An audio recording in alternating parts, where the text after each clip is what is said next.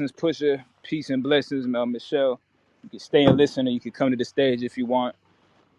I'm just waiting for a couple more people to come in this room. We really just gonna freestyle. I was in a room earlier with these Hebrew Israelites, and we was dialoguing. And my partner, he was in the room, and he's still a babe. He's still learning. So I was at work a lot, like I wanted to, but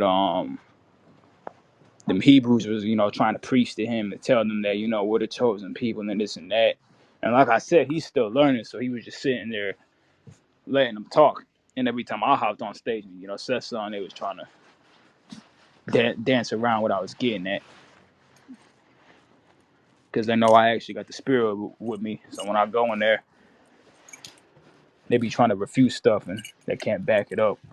But that's why I made this the title. What does it mean to be a Hebrew? Because these black Hebrew Israelites, man, they be operating so much in the flesh, they don't understand what it really means to be a Hebrew.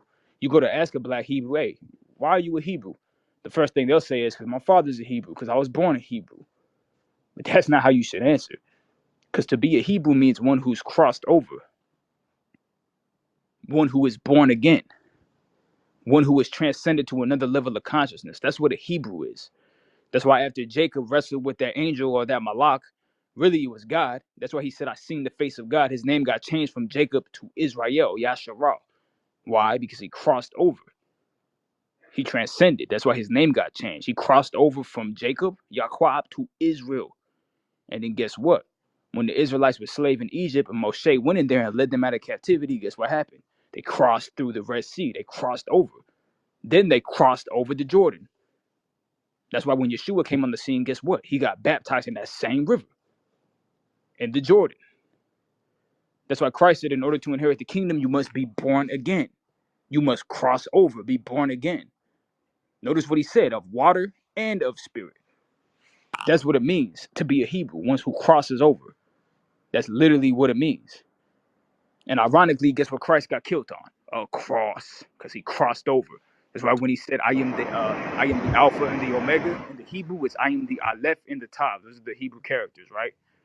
When you go to the Hebrew and you look at what the character of a Tav is, the symbol associated with it, it's a cross. Because Christ got crucified on a cross. Why? Because his flesh died and he crossed over and went back to heaven. And it's the same with us. When we kill our flesh and we become one with Christ, we become born again, we cross over. We come out of the matrix, matrix, when you break the etymology of the word down, matrix, because we come out of our mom's matrix.